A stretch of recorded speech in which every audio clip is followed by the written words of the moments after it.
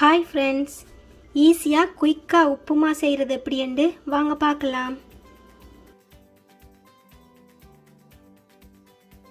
2 cup ரவை எடுத்துருக்கிறேன். இதை மெல்லிய சூட்டில் வச்சு வடிவாக வறுத்தெடுப்பேன்.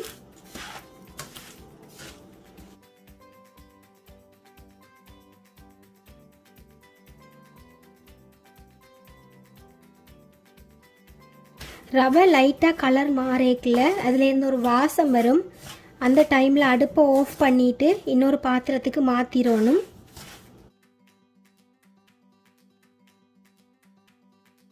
ரவை நல்லா ஆறட்டும். அந்த டைமில் நாங்கள் ரவைக்கு தேவையான வெஜிடபிள்ஸை ரெடி பண்ணிடுவோம்.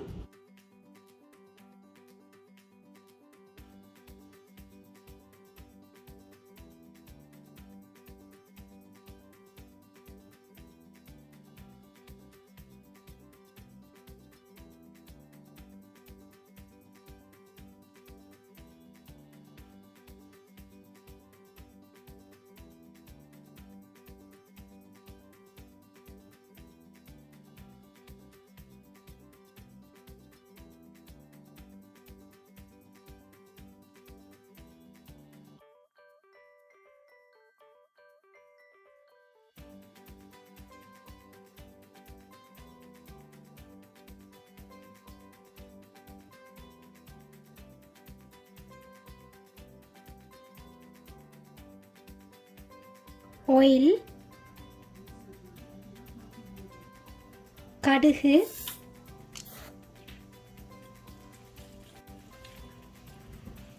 பெருஞ்சீரகம், செத்தல் மிளகாய், பூண்டு, வெங்காயம். உங்கள்கிட்ட கருவேப்பமிலை இருந்ததுண்டா கருவேப்பமிலையும் சேர்த்துக்கொள்ளுங்க.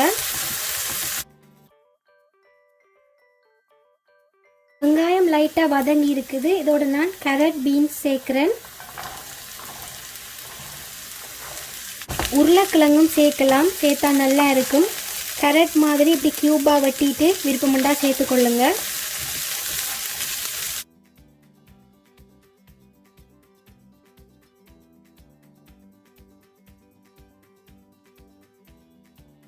மஞ்சள் தூள், உப்பு,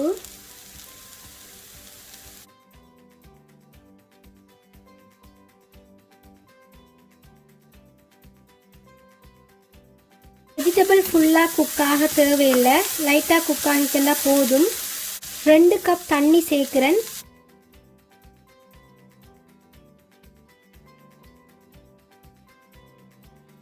நேரம் மூடி குக் பண்ணுவோம்.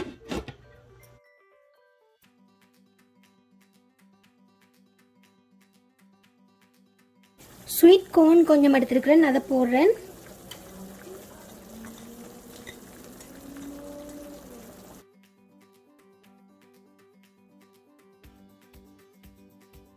ஸ்வீட் கார்ன் போட்டதுக்கு பிறகு கன நேரம் கொதிக்க வைக்க தேவையில்லை, ஒரு கொதி வந்தால் போதும். தேங்காய் பூ கொஞ்சம் சேர்த்துருக்கிறேன். உங்களுக்கு தேங்காய் பூ சேர்க்க விருப்பம் இல்லையண்டா கொஞ்சம் தேங்காய் பால் சேர்த்து கொண்டீங்கண்டா டேஸ்ட் நல்லா இருக்கும்.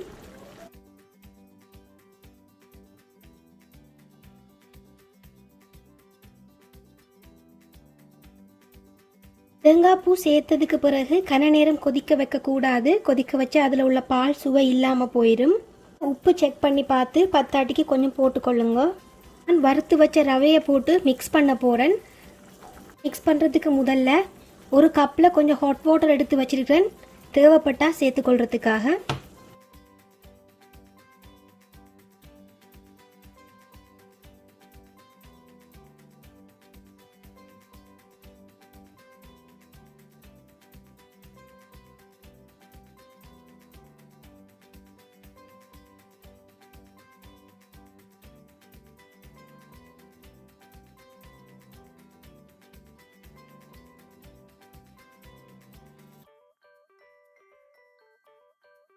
எடுத்து வச்சிருக்கிற சுடுதண்ணியில் கொஞ்சம் சேர்க்குறேன்.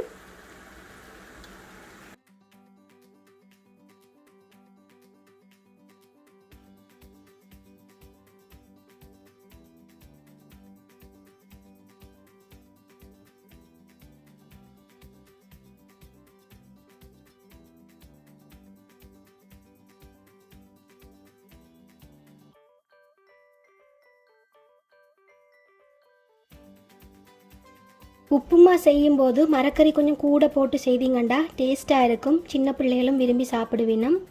ரெடி ஆகிட்டுது, இனி சர்வ் பண்ணிடுவோம்.